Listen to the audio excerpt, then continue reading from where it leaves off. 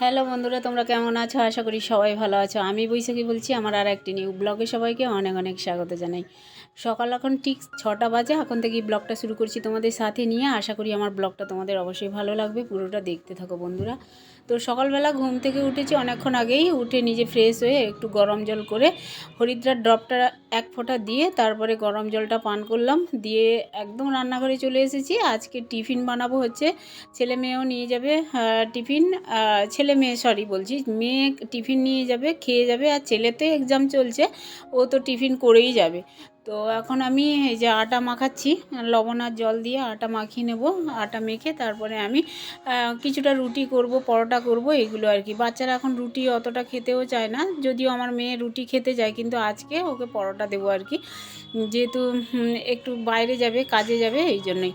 তো এই যে দেখতেই পাচ্ছ বন্ধুরা, প্রেসার কুকার বসিয়ে দিয়েছি গ্যাসে। এখন আমি সামান্য জল দিয়ে ছোলার ডাল ধুয়ে একটু সিটি মেরে নেব, 3টে সিটি নিয়ে নেব। আগে থেকেই ছোলার ডালটা ভিজিয়ে রাখলে ভালো হতো, কিন্তু প্ল্যানটা ছিল না টিফিন করার। হঠাৎ করে প্ল্যান হলো যে ছোলার ডাল বাড়িতে আছে, ছোলার ডাল দিয়েই আজকে এই যে পেঁপে দেখতে পাচ্ছ, পেঁপে কাটছি। এই পেঁপেগুলো না আমি গ্রামের বাড়ি গেছিলাম আর আমার বাপের বাড়ি গেছিলাম, জেঠিমা গাছ থেকে পেড়ে দিয়েছিল। জেঠিমার ঘরে প্রচুর পেঁপে হয়েছে, তো আমাকে 4-5টা দিয়েছিল পেঁপে। বেশ পেঁপেগুলো ভালো, জানো তো, পুষ্টি হয়ে গেছে পেঁপেগুলো। আর মানে আর কয়েকটা আছে, একটা না দুটো আছে আর কি পেঁপে। তো এই পেঁপেগুলো ছিল ফ্রিজে, আর আমি তার মধ্যে একটা বের করে এখন ধুয়ে কেটে নিচ্ছি আর কি। আজকে ছোলার ডাল দিয়ে পেঁপের তরকারি করব আর কি, ভালোই লাগবে খেতে। আর বললাম আগে থেকে তো ভিজিয়ে রাখিনি, হঠাৎ করে প্ল্যান হয়েছে টিফিন নিয়ে যাবে। কালকে বা বলেছিল রাত্রে, কিন্তু অতটা গুরুত্ব দিইনি। ভেবেছিলাম কি রুটি দিয়ে দেবো বা অন্য কিছু চাউমিন টাউমিন দিয়ে দেবো।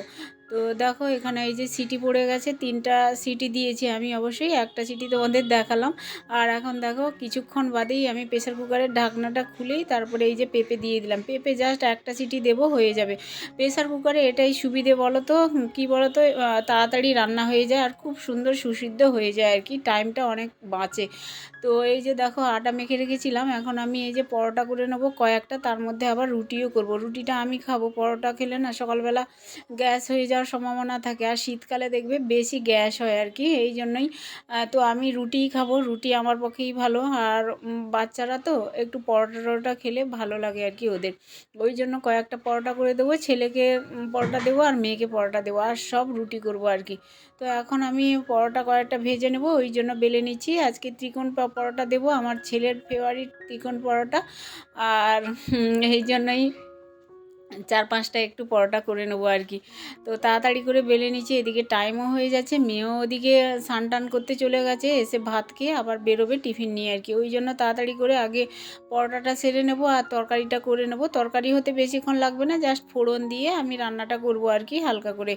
তো এখন এই যে পরোটাগুলো ভেজে নিচ্ছি। পরোটাগুলো কিন্তু বেশ নরম হয়েছিল, ওরা খাচ্ছিল, বেশ ভালো লাগছিল, বলছিল। আটার পরোটা করি কিন্তু এমনিই করি, কোনো কিছুই এক্সট্রা কোনো কিছুই দিইনি, যেরকম আটা মাখি সেই রকমই আমি পরোটা করি আর কি। তো দেখো আটার পরোটাগুলো মনে হচ্ছে না ময়দার পরোটা করেছি, খুব ভালো লাগে এই পরোটাগুলো খেতে। আর এই যে দেখতে পাচ্ছ সাদা তেল অল্প একটু দিয়ে গোটা জিরে ফোড়নে দিয়ে আর সেদ্ধ করে রাখা ছোলার ডাল আর পেঁপে দিয়ে দিলাম আর কি, দিয়ে সামান্য একটু হলুদের গুঁড়ো, লঙ্কার গুঁড়ো, আর উপর থেকে এই যে ধনে পাতা দিয়ে দিয়েছি। এখন শীতকালে ধনে পাতা খেতে এত ভালো লাগে, যে কোনো তরকারিতে কিন্তু ভালোই লাগে, টক বাদে আর কি। তো আমি তো প্রায় সময় মানে তরকারিতে ধনেপাতাই দিই, ঘুগনি বলো বা এমনি তরকারি, চচ্চড়ি, মাছের তরকারিতে ধনেপাতা দিই। আর দেখো তরকারিটা নেড়েচেড়ে নিয়েছিলাম, উপর থেকে হচ্ছে একটু গরম মশলা দিয়ে দিলাম, দিয়ে নেড়েচেড়ে তারপরে রেখে দিয়েছি। এখন টিফিন রেডি করবো আর কি মেয়ের জন্য। মেয়ে এখানে ভাত খাচ্ছে, কালকার একটু তরকারি ছিল, সেই ভাত আর তরকারি দিয়েই খেয়ে যাচ্ছে টিফিন আর কি।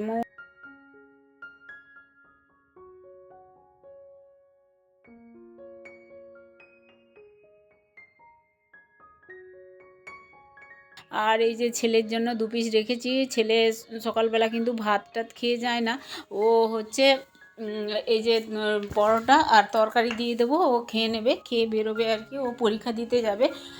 আর আজকে ওর পরীক্ষা আছে, হচ্ছে সায়েন্স পরীক্ষা, ঠিক আছে।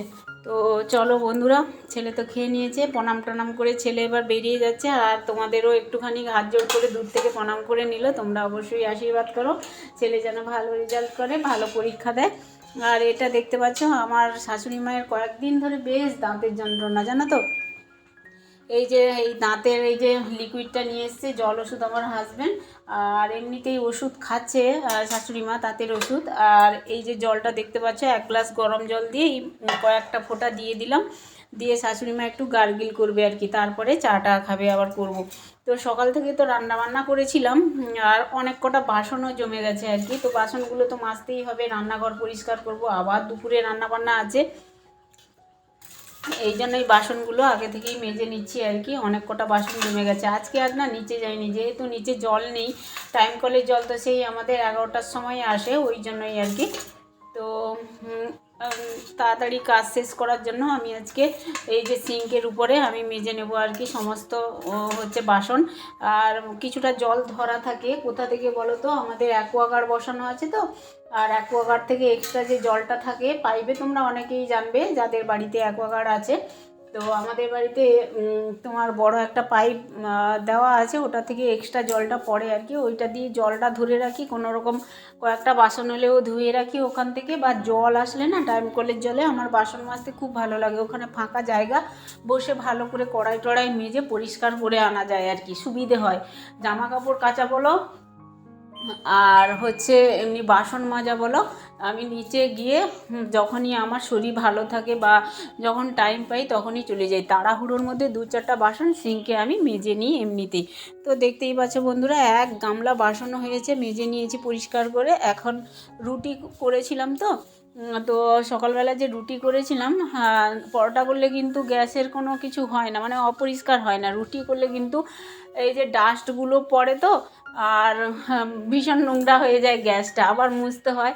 তো আমার তো 2 বেলা 3 বেলা 4 বেলা কোনো সময় রান্না হয়ে যায়। একবার সকালে টিফিন করি, তারপরে ভাত, আবার দুপুরবেলা রান্না একসঙ্গে করা যায় না। আবার দুপুরে, এখন শীতকাল, দুপুরে কিছু রান্না করলে অবশ্যই রাত্রেবেলা রেখে দিই, আবার রাত্রে যদি একটা তরকারি হয় করি আর কি। এই হচ্ছে ব্যাপার আমার রুটিন।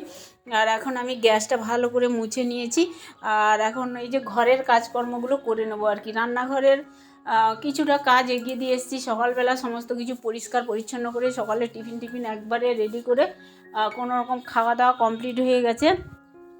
আর সকালের টিফিনটা আমি একটু রুটি চা খেয়েছি আর কি।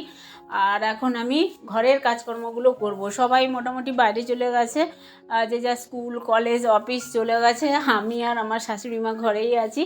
তো এখন আমি সময় করে একবারে ঝামেলা নেই, এখন আর আস্তে ধীরে আমি ঘরের কাজগুলো একবারে করতে থাকবো আর কি। যেমন এই যে বিছানা পড়েছিল, বিছানাটা গুছালাম, আগে মশারিটা খুলে নিয়েছিলাম, আর এখন এই যে তোষক টোষক ঝেড়ে দিচ্ছি। আর প্রচণ্ড ধুলোবালি হয়েছে, কি বলবো, শীতকালে তো ধুলো এমনিতেই বেশি হয়। তো এই যে তোষকটা না, ভাবছিলাম উপরে তুলবো, ছাদের উপরে, আর এত পরিশ্রম হয় না উপর ছাদে তুলতে, সেই সিঁড়ি বেয়ে বেয়ে উপরে উঠতে, ছাদে দিতে, আবার নামাতে অনেক কষ্ট হয়ে যায়। তো হাজব্যান্ড যখন ছুটি ছাটা পায়, সানডেতে থাকে, তখন বলি যে তুলে দিয়ে আসতে, একটু ঝেড়ে টেড়ে দিয়ে আমি আবার নিয়ে এসে হাজব্যান্ড পাতিয়ে দেয় আর কি। তো যাই হোক, আমি হালকা করে একটু ঝাড়ু দিয়ে দিলাম, আর কম্বল লেপ সমস্ত কিছু গুছিয়ে রেখে দিলাম। আর শীতকালে দেখবে আমাদের অনেক কাজ বেড়ে যায় আর কি।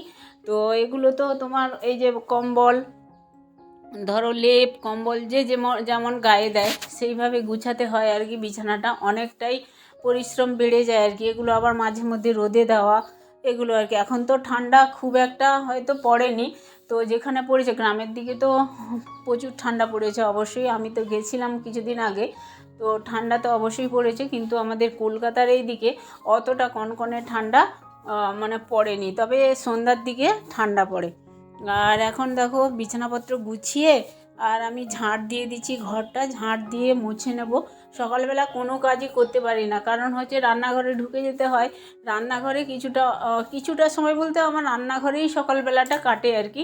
তো যদিও বা ঘুম থেকে উঠে নিচে গিয়ে তালা খুলি, প্যাসেজে ঝাঁট দিই, প্যাসেজটা ধুই, তার মধ্যে উপরে এসে একটু নিজে গরম জল টল করে খাই, তারপরে হচ্ছে রান্নাবান্না শুরু হয় আর কি।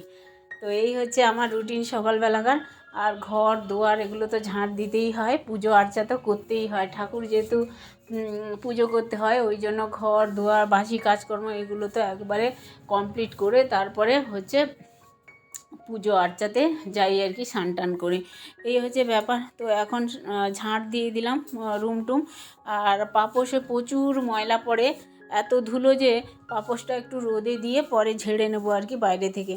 তো বালতিতে করে জল নিয়ে চলে এসেছি, আর একটুখানি ফিনাইল দিয়েছি বালতিতে, আর আমি ঘরটা মুছে নেবো আর কি, বারান্দা ডাইনিং সমস্ত ঘর মুছে নেবো। আর আমি এই রুমটাই মোছা তোমাদের সঙ্গে শেয়ার করছি, আর ওগুলো কিন্তু মোছামুছি কমপ্লিট করে নিয়েছি অফ ক্যামেরায়। তো এখন আমি আমাদের এই ঠাকুর ঘরটাই মুছে নেব, তারপরে কোনো রকমই মানে সকালের কাজ টাইম নিয়ে করে নিলাম আর কি। তো আমি ভাবি কি যতটা সম্ভব তাড়াতাড়ি ঘরের কাজ যদি করা যায় ততই আমার মানে বিশ্রামটা বেশি হবে, বা আমি রেস্ট নিতে পারবো আর কি, বা আমি অন্যান্য কাজ করতে পারবো। যতক্ষণ না ঘরের কাজ করা হচ্ছে, রান্না বান্না ঘরের কাজকর্ম, ততক্ষণ টেনশানে থাকি আর কি কখন কাজগুলো আমি শেষ করব। তো শীতকালের বেলা তো ছোটোবেলা তাড়াতাড়ি কিন্তু চলে যায়, আর ছোটোবেলায় মানে তাড়াতাড়ি কাজকর্ম যাতে করে নিতে পারি, সেই চিন্তা ভাবনা নিয়েই সকালবেলাটা শুরু করি আর কি। তো এই যে দেখো, ঘর দুয়ার মোছামুছি করে একদম স্নান করে চলে এসেছি ছাদের উপরে। আর ছাদের উপরে আমার শাশুড়ি মাও বসে, দেখতে পাচ্ছ খবরের কাগজ পড়ছে আর কি। ওনার প্রচুর শীত জানো তো, বয়স হয়েছে তো, এবার সন্ধেবেলাও প্রচুর শীত করে, আর হচ্ছে তোমার সকাল থেকে সেই মোজা বা সোয়েটার টুপি এগুলো পরে থাকে। তো যাই হোক, মা উপরে খবরের কাগজ পড়ছে, আর খবরের কাগজ আসে ওনার জন্য, উনি পড়ে বেশ খবরাখবর আমাকেও শোনায়, আমাকে মাঝে মধ্যেই বলে পড়িয়ে দিতে আর কি, যেটা পড়তে পারে না ধরো পড়ো বলে, এমনি পড়তে পারে। তো যাই হোক বন্ধুরা, নিজে একটু আমি ফ্রেশ হলাম, একটু চুলটা বেঁধে নিলাম। আর আমি না গায়ে হাতে ওই নারকেল তেলটা ব্যবহার করি, প্যারাশুটের নারকেল তেল যেটা, এই নারকেল তেলটা আমার বেশ ভালো লাগে। আর একটু মুখে একটু ক্রিম মাখবো, ক্রিম না মাখলে দেখবে শীতকালে হাত মুখ টুক যেন সাদা পড়ে যায় আর কি।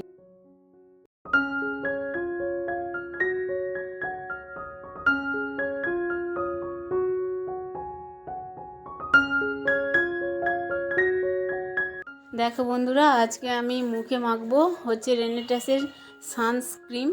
তো এই ক্রিমটা আমি নতুন মাখছি আর কি মুখে, কয়েকদিন বেশ ভালো লাগছে, আর মুখটা বেশ গ্লো দিচ্ছে আর কি। তো খুবই ভালো এই ক্রিমটা, তোমরাও এটা নিয়ে ইউজ করতেই পারো, তো ভালো লাগবে তোমাদেরও। আর দেখতেই পাচ্ছ মুখে ঢুকে মেখে নিচ্ছি, আর বেশ ভালো এই ক্রিমটা দেখছি আর কি মাখছি। তো এটা শেষ হলে আবার একটা নেওয়া যাবে, কেমন? তো দেখো একবারে চলে এসেছি ঠাকুরের কাছে, আর আগে থেকে বাসন টাসন কিন্তু মেজে রেখেছিলাম, ঘরটা তো মুছেই নিয়েছিলাম। আবারও একটু ঠাকুর ঘরটা একটু কাপড় দিয়ে, ঠাকুরের আলাদা কাপড় আছে ওইটা দিয়েই আমি মুছে নিই আর কি। তো আজকে মুছেও নিয়েছিলাম, বাসন টাসনও মেজে রেখে দিয়েছিলাম ঠাকুরের। এখন একটু প্রদীপ ধূপ জ্বালিয়ে ঠাকুরকে পুজো দিয়ে দেবো, খেতে দেবো আর কি।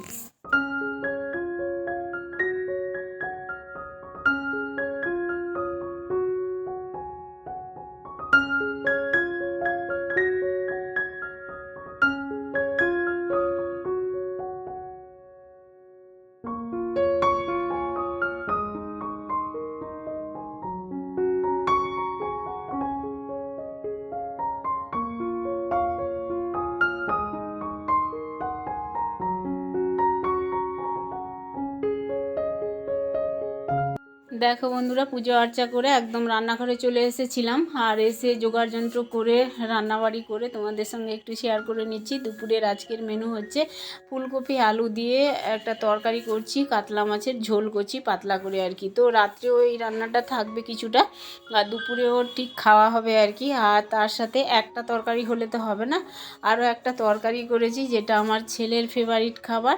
তো বড়ি দিয়ে আলু বেগুন আর উচ্ছে দিয়ে একটা শুক্তো মতো করেছি আর কি, নিরামিষ।